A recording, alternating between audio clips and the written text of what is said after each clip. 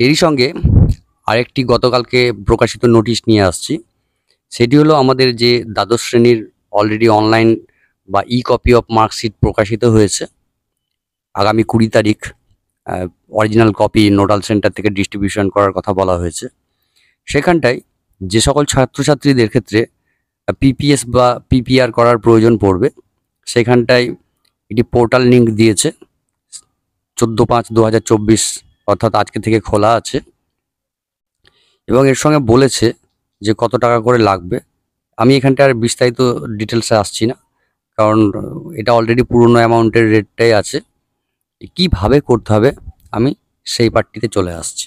চলে এলাম ওয়েব পোর্টালে। আমি ডেসক্রিপশনে লিঙ্ক দিয়ে দেব। ওয়েব পোর্টাল লিঙ্ক হচ্ছে wbscvetpps.org.in টোটালি ক্যাপিটালে লিখতে হবে নিউ সিলেবাস এবং এখানটায় ইউজার আইডি এবং পাসওয়ার্ড, যেটি আমাদের দপ্তর থেকে দীর্ঘদিন আগেই দেওয়া হয়েছে, সেখানটার আইডি হচ্ছে WBSCVET, তারপরে 4 ডিজিটের ইনস্টিটিউশন কোড এবং পাসওয়ার্ড দিয়ে এখানটায় লগ ইন করে নিতে হবে। আমি লগ ইন করে নিলাম এবং লগ ইন করার পরেই অপশনটি দেখতে পাচ্ছেন যে বাম দিকে এখানটায় ইনস্টিটিউটের আন্ডারে 3টি মেনু আছে। সেই মেনুর সর্বপ্রথম যে অপশন স্ক্রুটিনি রিকোয়েস্ট, সেখানে ক্লিক করতে হবে। যখনই স্ক্রুটিনি রিকোয়েস্টে ক্লিক করা হবে তখন এরকম একটি পেজ খুলবে। পেজে সর্বপ্রথমেই স্টুডেন্টদের যে রোল এবং নাম্বার আছে সেটি পুট করতে হবে ম্যান্ডেটরি। তারপরে মার্কশিটের নাম্বার সেটিও পুট করতে হবে, যেখানটায় ডান দিকে শো এবং রিসেট বলে অপশন আছে, সেখানটায় ক্লিক করতে হবে। এরপরে প্রসেসে ক্লিক করতে হবে। এখানটায় ইনস্ট্রাকশন পুরোটি বলে দেওয়া আছে, আমি জাস্ট বলছি একটু একটু করে। রোল নম্বর ব্যাকেটে 12টা ডিজিটের রোল এবং নাম্বার হবে। Enter roll number, it will be used to inform student details of PPS, অর্থাৎ পিপিএস এর জন্য। Marksheet number 6 digit, enter marksheet number, it will be used to inform student details of PPS. যে দুটি option ওখানটায় পরপর টেবিলের মধ্যে বসাতে হবে। Next, click on the button show candidate name will be শোন অন দ্য স্ক্রিন। এখানটায় শো ক্লিক করলে ক্যান্ডিডেট নেমটি অবশ্যই দেখাবে, যেখানটায় রোল এবং মার্কশিট নাম্বার পুট করার পরে। আর যদি কোনো কারণে সমস্যা ভুল ত্রুটি হয়ে থাকে, সেখানটায় click on the button reset, you can reset roll number and marksheet number. এখানটায় যদি কোনো কারণে রোল নাম্বার বা মার্কশিট নাম্বার পুট করতে গিয়ে কোনো ভুল ত্রুটি হয়ে থাকে, তাহলে অবশ্যই রিসেট করে পরিবর্তন করে নেবেন। এখানটায় পরের যে ইমেজটি আছে, এখানটায় শো করার ফলে স্টুডেন্টের যে নাম সেটি রূপা রয় নামে এখানটায় শো করছে। এটি পুরো অফিস কপি থেকে আমি দেখাচ্ছি, এখানটায় অলরেডি ওরা বানিয়ে রেখেছে, আমি সেটাই ব্যক্ত করছি। অর্থাৎ দপ্তর থেকে অলরেডি রেডি করে রেখেছে যে কিভাবে পিপিএস করা হবে সেটি নিয়ে। এরপরে বলছে click on the button process, after showing the candidate name click on process button, then candidate details along with exam subjects will be display as shown below. এরপরে প্রসেসে ক্লিক করলে যে বিষয়গুলি তাদের পিপিএস পিপিআর করার দরকার পড়বে সেই জায়গাটি চলে আসবে। আমি সেই পেজে আসছি। এইরকমভাবে পরের পেজটি আসবে প্রসেসে ক্লিক করার পরে। সেখানটায় সাবজেক্ট ডিটেলস আপডেট বলে এখানটায় পেজটি খুলবে। এখানটায় দেখতেই পাচ্ছেন প্রথম যে লাইন আছে সেখানটায় কোন জেলার সেইটি দেখাবে। দ্বিতীয় নম্বর লাইনে ভিটিসি কোড এবং ভিটিসি নেম সেইটি দেখাবে। তৃতীয় নম্বর লাইনে স্টুডেন্ট রোল নম্বর দেখাবে ও সর্বশেষে চতুর্থ নম্বর লাইনে রো বরাবর সেখানটায় ক্যান্ডিডেটের নেম দেখাবে। এরপরে সাবজেক্টের যে রো আছে সেখানটায় পরপর দেখতেই পাচ্ছেন সাবজেক্টের নেম দেওয়া আছে এবং কত নম্বর করে তাদের প্রাপ্ত নম্বর সেটি মার্কস হিসেবে ডান দিকের কলমে শো করছে।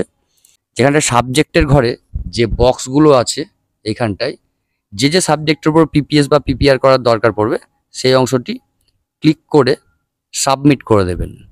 ওর সঙ্গে প্রিন্ট অ্যাপ্লিকেশন বটনে ক্লিক করে সেই ডেটাটি একটি প্রিন্ট করে নেবেন, যে ডেটাতে স্টুডেন্ট এবং এইচএম এর সিগনেচার হবে।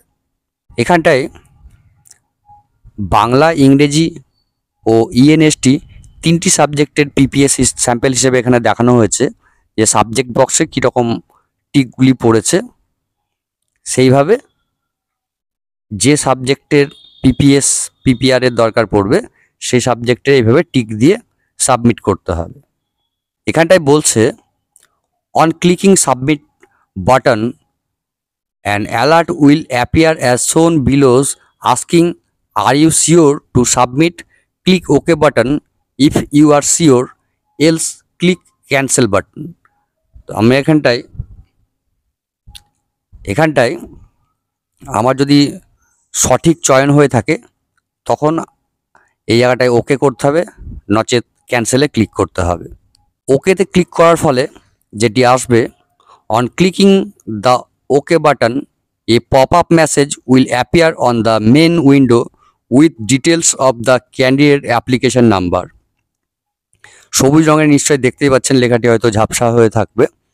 এখানটায় যখনই আপনার ওকে বাটনে ক্লিক করা হবে তখন সাকসেসফুলি যে নোটিশ সেটি আপনার ডিসপ্লেতে শো করবে, তার সঙ্গে অ্যাপ্লিকেশন নাম্বার সেটিও ডান দিকটায় গ্রিন কালারের লেখার মধ্যেই দেখাবে।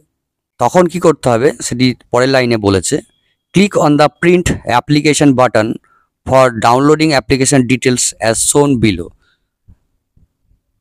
যে স্টুডেন্টের আপনি দরখাস্ত করলেন সেই স্টুডেন্টের এরকম একটি পিডিএফ জেনারেট হবে। পিডিএফটিকে একটু টেনে ছোট্ট করে দেখানো আছে, যার জন্য হয়তো লেখাগুলি অন্যরকম লাগছে। সেখানটায় সবশেষে নিচের দিকে ডান দিকে স্টুডেন্টের যে সিগনেচার সেই অপশনটি এখানটায় আছে, স্টুডেন্ট দ্বারা এটি সিগনেচার করিয়ে নিতে হবে। এর সঙ্গে অ্যাপ্লিকেশন ফর্ম রিপ্রিন্ট অপশন আছে, যদি একাধিক সমস্যা থেকে থাকে তখন এখানটায় আরেকবার অ্যাপ্লিকেশন নাম্বার পুট করে রিপ্রিন্ট করে নেওয়া যাবে, যদি কারো ক্ষেত্রে প্রয়োজন পড়ে। সে একই রকমভাবে এখানটায় রিপ্রিন্ট হয়েছে, আমি আর এটা বিস্তারিত বললাম না, যেটি পূর্বে বললাম সেটারই রিপ্রিন্টের অপশন এখানটায় দেখানো হয়েছে। 3 নম্বর পয়েন্টে যেটা বলছে, application summary report, click on application summary report tab in the home page, A screen will be শোন অ্যাজ গিভেন বিলো। আমি ভিডিওটি শুরু করার প্রথমেই বলেছি যে আমাদের এখানটায় ইনস্টিটিউটের আন্ডারে 3টি অপশন আছে। আমি অলরেডি রিপ্রিন্ট অপশন বলে ফেললাম, এবং তৃতীয় নম্বরে যেটি আছে অ্যাপ্লিকেশন সামারি রিপোর্ট, আমি সেই অংশটি বলছি। যখন একের অধিক স্টুডেন্টকে পিপিএস করানো হবে তারপরেই এই অ্যাপ্লিকেশন সামারি রিপোর্টে ক্লিক করে একাধিক যে স্টুডেন্ট আছে তার নামটি ডাউনলোড করে নেবেন। এখানটায় 5টি নাম দিয়ে দেখানো হচ্ছে, সঙ্গে সাবজেক্ট ওয়াইজ এখানটায় পার্টগুলো কমা কমা করে দেওয়া আছে, যে একাধিক যদি সাবজেক্টে পিপিএস করে থাকে। এখানটায় স্টুডেন্টের নেম দেখাচ্ছে, এখানটায় রোল ও নম্বর দেখাচ্ছে, এবং টোটাল কতজনা মিলে এই পিপিএস করেছে তার একটি সিরিয়াল নাম্বার এখানটায় দেখানো হচ্ছে। যদিও টাকা কাটানোর জন্য কোনো আলাদাভাবে কিছু বলা নেই, তবে পোর্টালের মধ্যে এখানটায় একদম টপ সাইডে মিডিলে করে লিংক দেওয়া আছে।